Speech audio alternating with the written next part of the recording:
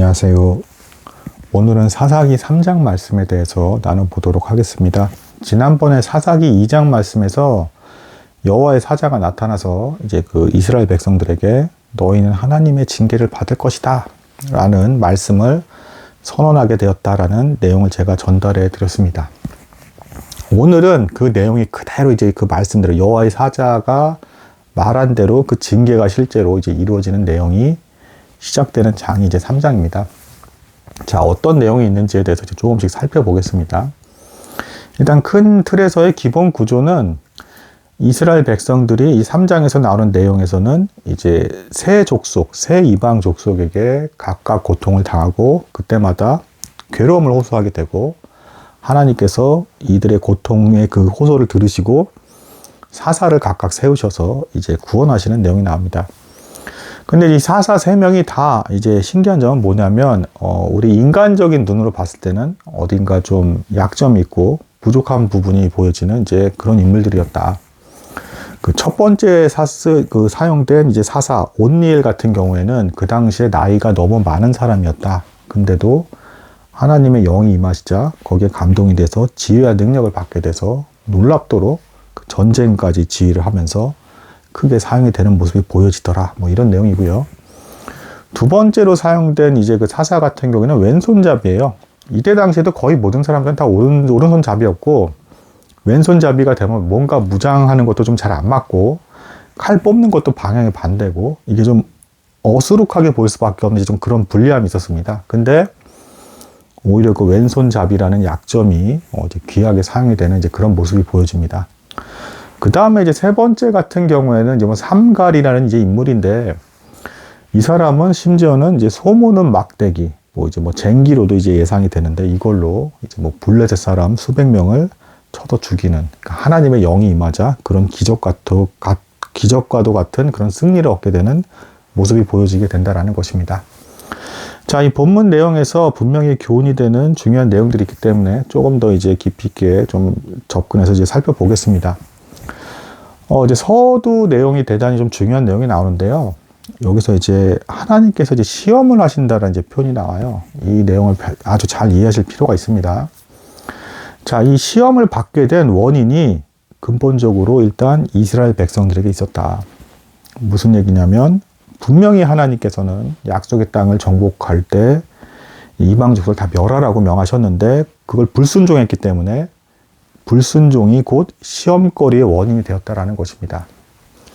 그리고 더 나아가서 이스라엘 백성들이 그 불순종한 것에는 어떤 모습이 있는 것이죠? 싸움을 계속 지속적으로 수행해서 이 약속의 땅에 남은 족속들을 다 쳐서 멸해야 되는데 그걸 멈춘 것이죠. 이것을 오늘날의 교회에도 그대로 적용할 수가 있는데, 교회 역시도 이제 경건하고 거룩하고 세상에 때묻지 않는 그런 모습으로 거룩함을 이제 지켜가지 못하고 또 하나님께 순종하는 방향으로 계속 꾸준히 나아가지 못하면, 그러니까 이스라엘 백성들이 싸움을 멈춘 것처럼 교회 역시도 영적 싸움을 멈추게 되었을 때 시험에 들게 될 수가 있다. 그래서 지금 이 3장에서도 이 상황을 보면 하나님께서 이제 이스라엘 백성들이 남겨둔 이 족속들의 명칭이 쭉 나와요. 그래서 이걸 이제 놓고 보면 약속의 땅을 이스라엘 백성들에게 이제 허락하셨는데 이들이 전쟁을 수행하지 않음으로 말미암아 오히려 이방 족속들에게 포위당하는 것 같은 이제 그런 묘사가 나옵니다. 그러면서 이들에게 고통받고 공격을 받고 이제 그런 상황에 놓이게 되는 것이죠.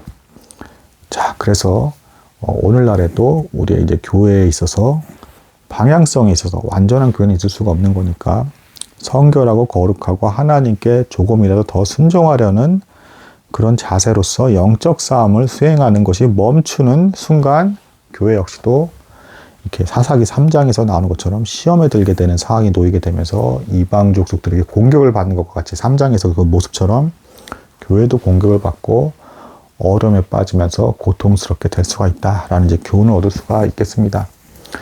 자, 이 서두 부분의 이제 밑에 내용을 조금 더 내려가 보면 아주 무서운 내용이 나와요. 이방 족속들과 통혼하는 내용이 나옵니다.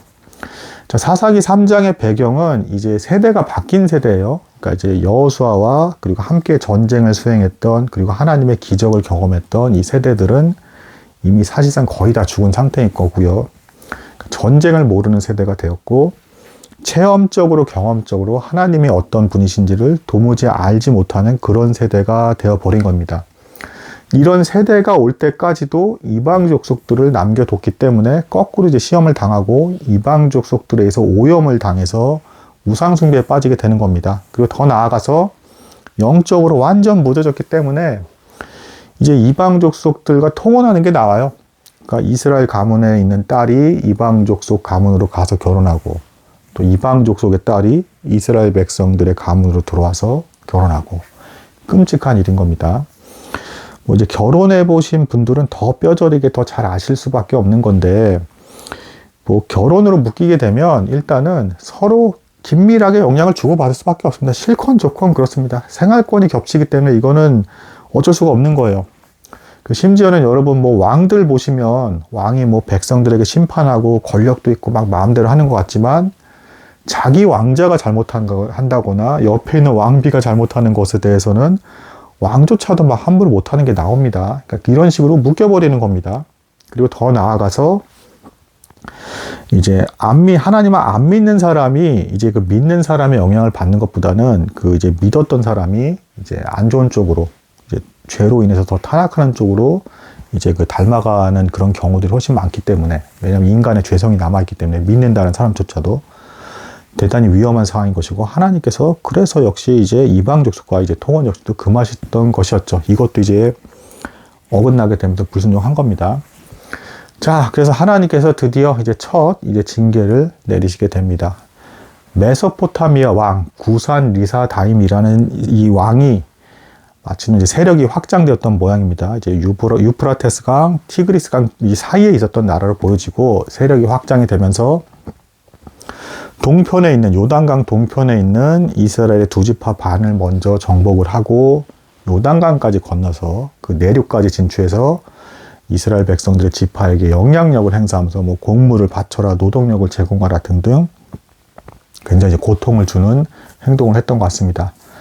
8년간의 고통을 받았다 기록이 되어 있고요. 이것에 대해서 마침내는 이스라엘 백성들은 괴로움만 하소연할 뿐 제대로 죄에 대해서 돌이킨 건 아닙니다. 그것만으로도 은혜와 자비가 풍성하신 하나님께서 마침내는 이제 사사 온니엘을 세워서 이 온니엘에게 하나님의 영이 임하게 해서 지혜와 능력이 충만하게 해서 유다 지파 사람입니다. 그래서 이 유다 지파를 중심으로 한 백성을 이제 모아서 전쟁을 수행하고 마침내는 메소포타미아 왕을 격파시키는 형태로 구원을 이룬 것으로 이제 보여집니다. 그래서 이로 말미암아 약 40년간 이제 그 평화로운 기간이 이제 생겨났다 이렇게 기록이 되어 있는데, 근데 이게 이 평화로운 기간이라는 게 뭐 이제 어떤 이방족 속의 어떤 직접적인 이제 그 침략과 고통을 주는 것에서는 이제 벗어났지만 우상숭배에서 완전하게 벗어난 것을 표현한 건 아니라는 거, 이건 이제 조심하셔야 되고요. 그나마 조금 더 우상숭배가 줄어드는 쪽으로 좀 나아졌다라는 것까지는 해석이 가능한데, 어쨌든 이스라엘 백성들은 계속 문제가 많았다. 여기저기서 이제 우상숭배와 통원 같은 것들이 이루어지고 있었다라는 것입니다. 자, 이 나이 많은 사사 온니엘을 통해서 하나님께서 역시 기적을 하나 이제 보여주신 것인데, 여전히 이스라엘 백성들은 하나님을 전심으로 사랑하고 순종하는 방향으로 나아가지 않았기 때문에 또다시 이제 시험에 들게 됩니다. 자, 여기서부터는 그 이제 사사기가 그 무조건 시간 순서대로 이제 기록된 것으로 보고 있지는 않아요. 뒤에 이제 나오는 여러 가지 뭐 사건이 있습니다. 뭐 어떤 사람의 첩인데 이 문제와 갈등해서 이제 황당한 아주 타락한 사건이 벌어지게 되고, 뭐 이걸로 인한 뭐 사건이라든가 사이사이에 여러 가지 다양한 사건이 있는데, 이 사건이 이제 두 번째 이 사사로 나온 사람들 앞에 있었던 것도 이제 보통 봅니다. 역사학자들 볼 땐. 근데 우선은 어쨌든 이 3장 내용 보겠습니다. 모압 왕 에글론이 또 이제 이스라엘 백성들을 괴롭히기 시작을 합니다. 모압도 역시 요단강 동편에 있던 그 이제 부족이죠. 그러니까 전에 이미 나왔던 족속이고, 이제 모세가 그 모압 족속의 일부를 이제 지배하게 되는 내용도 이미 나온 바가 있습니다. 백성들을 이끌고 이제 지배를 했죠. 모압 왕 에글론이 또 세력이 커져가지고 또 역시 요단강 동편을 이제 점령을 하고 요단강을 건너서 이제 뭐 대략 여리고성 근처에서 자신의 성읍을 세우고 이제 안쪽에 있는 약속의 땅에 있는 이스라엘 족속들까지도 굉장히 괴롭혔던 것 같습니다. 자, 여기서 하나님께서 왼손잡이 에우스, 이제 베냐민 지파입니다. 이번에는 베냐민 지파는 위치가 제가 전에도 말씀드렸지만 남유대, 북에브라임 사이에 있는 것에 이제 위치한 이제 베냐민 지파이고, 이 사사기 내용 나중에 보시면 이 베냐민 지파와 다른 지파들 간에 또 전쟁이 또 벌어져요. 이거 굉장히 동족상전 같은 끔찍한 전쟁인데, 뭐 여기서 이제 베냐민 지파가 엄청나게 세력이 축소가 되는데, 그 사건 이후의 일로 이제 봅니다. 근데 아무튼 이 이제 내용을 잘 보시면 이제 그 길갈 근처에 이제 에훗이 그 채석장을 이제 지나가는 게 나와요. 돌을 캐는 곳을 지나가는 곳이 나오는데, 길갈은 사실 제가 전에도 말씀드렸지만 이 정복 전쟁 때 첫 시작이자 이제 여기서 이제 할례를 받았던 곳이기도 하고, 또 이제 근처에 그 여호수아가 이제 하나님의 어떤 율법 내용을 이제 돌에다 새긴 그 비석이 있는 그 근처입니다. 그러니까 이제 에훗이 그 내용을 보면서 의분에 이제 휩싸였던 것으로 이제 추측이 되고요. 그래서 에글론 왕한테 일단 나와요. 그러니까 이 에훗이 이제 왕 앞에도 나아갈 만큼 나름 이제 그 안에서는 왼손잡이이긴 하지만 좀 어딘가 이제 무장이나 이런 건 어설퍼 보이는 왼손잡이이지만 이제 지혜롭게 일을 잘 처리했던 것 같고, 공물을 이제 바치러 이제 모압 왕 에글론에게 나아갑니다. 그리고 이 왼손잡이니까 굉장히 유리한 거예요. 오히려 거꾸로. 왜냐하면 칼을 뽑는 방향이 반대고 칼을 숨기는 방향도 반대이기 때문에 그 이제 사람들이 예측하기가 어려운 것이죠. 이 어떤 사람들 사이에서 봤을 때 약점처럼 보이는 게 지금 귀하게 쓰이고 있는 것입니다. 그리고 여기서 더 나아가서 이제 뭐 추측할 수 있는 건, 에훗이 이제 뭐 하나님의 이름을 운운하면서 이제 왕과 독대하기를 이제 말하자 주변에 그 이제 이방의 이 족속들이지만 이 신하들이 물러나는 게 나오면서 이 모압 왕과 이제 1대1로 독대하는 게 나옵니다. 이거 이제 참 신기한 이제 모습이에요.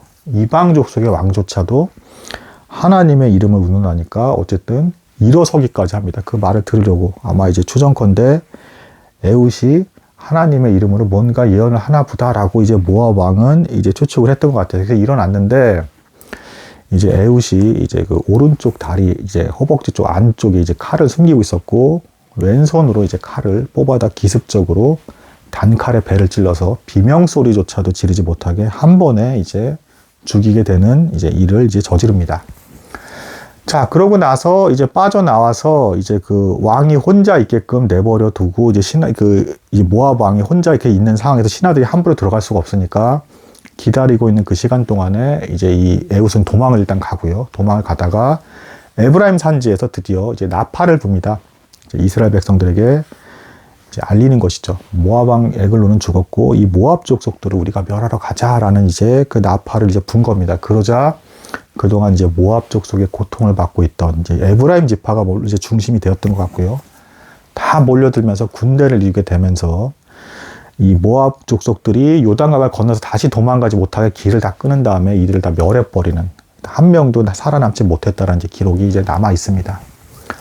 자, 하나님께서는 이렇게 이제 여러 가지 약점과 이제 그 부족함이 보여지는 사람까지 이렇게 사용을 하면서 놀랍게 이스라엘 백성들을 구원을 했는데, 이스라엘 백성들은 그냥 여전히 제대로 회개를 하지 않고 이제 고통 속에서 힘들다라는 것만 하소연을 했다라는 것, 그것조차도 하나님께서는 들어주시고 도와주셨다라는 것, 이게 이제 사사기의 기본 반복되는 구조입니다. 자, 뭐 이스라엘 백성들이 남겨둔 또 이방 족속이 또 하필 뭐 한두 개도 아니고 정말 많았습니다. 그만큼 불순종을 심각하게 했다라는 거예요. 그렇게 다양한 족속을 많이 남겨뒀다는 거니까. 또 이번에는 이제 세 번째 이야기인데, 남서쪽에 이제 블레셋, 이제 그 이방 족속에서 이제 약 이제 600명 가량이 이제 추정컨대 내용을 보면 이스라엘 백성들이 왔다 갔다 지나가는 길목에서 마치 강도처럼 나타나서 계속 고통을 주고, 이제 이스라엘 백성들이 성에서만 살아야 되는 것처럼 만들어버린 이제 그런 상황이었던 것 같습니다. 이 상황에서 이제 삼갈이라는 이제 사사가 하나님의 영을 받고 감동해서 이제 소를 모는 지팡이 가지고 이제 이 600명 이제 다 이제 싹 쓸어서 이제 죽여버리게 되는, 그러니까 하나님의 능력에 감동이 되면 이제 능치 못한 일이 없다라는 것도 보여주는 사건이기도 하죠. 그래서 이 블레셋 족속의 이제 괴롭힘에서 이제 구원을 받게 되는 이런 모습을 보여주게 됩니다. 자, 여기 이제 참 뭐 어쨌든 사사가 세워지는 것 자체는 역시 하나님의 은혜인 것이고, 이들이 심지어는 원래 회개도 제대로 해야 되는 거고 죄에서 완전히 멀어져야 되는 거예요. 근데 이런 부족함 속에서도 하나님께서 섣불리 순식간에 뭐 이스라엘 백성들이랑 뭐 관계를 확 이제 끊지 않으시죠, 결코. 끊어버리지 않으시고 계속 은혜를 베푸시는 모습이 나오는데, 뭐 사실 이것도 교회에서 이제 오늘날의 교회와도 연관지어서 적용할 수 있는 여지가 있어요. 만약에 이 오늘날의 교회에서 정말 유독 특출난 사람 위주로 자꾸 교회 활동이 진행이 된다라는 것은 사실은 어떤 의미에서는 그렇게 바람직한 상황은 아니다라고 이제 볼 수가 있는 것입니다. 그나마 이제 그런 사람이 있다라는 것 다행이긴 한데요. 하나님께서 그걸 뭐 사용해서라도 이렇게 도우신다라는 징표이긴 한 건데, 그만큼 그렇게까지라도 해야 할 만큼 교회가 어려운 상황이기 때문에 그렇게 뭐 선지자라든가 뭐 사사라든가 특별한 사람들이 이렇게 자꾸 등장을 한다라는 건 뭐 안타깝지만 이제 뭐 대단히 좋다라는 이제 반증은 아니라는 거. 그리고 대다수의 전반적으로 성도들이 이제 많은 수의 성도들이 건강하게 하나님을 섬기고 믿고 따르는 형태로 교회가 운영되는 것이 그게 이제 좋은 것이다라는 이제 교훈을 얻을 수도 있다라는 것입니다. 그래서 오늘 내용의 결론도 사실상 성경 전체의 내용과 동일합니다. 인간은 이렇게 부족하고 반복해서 죄를 짓고 있고 영적 싸움에 태만하고 이렇게 느슨하게 살아가고 있음에도 이들이 고통받는 것조차도 하나님께서 은혜와 자비와 긍휼을 베푸시더라. 그래서 우리는 하나님을 찬송할 수밖에 없는 것이고, 또한 하나님의 여러 가지 다양하고 인간의 상식을 깨는 이런 구원의 방식에 대해서 뭔가 기이한 것들이 일어나는 것에 대해서 지나치게 선입견을 가질 필요도 없으면서도 또 한편으로는 우리가 오죽 이렇게 많이 부족하고 잘못이 됐으면 또 이런 것들을 사용해서라도 하나님께서 인도해 가시는 것인가에 대해서 조심스럽게 생각해 보셔야 된다라는 것. 이런 교훈을 얻을 수 있는 장이 이제 사사기 3장이다라고 이제 말씀드릴 수 있겠습니다. 오늘은 여기까지 나도록 하겠습니다. 감사합니다.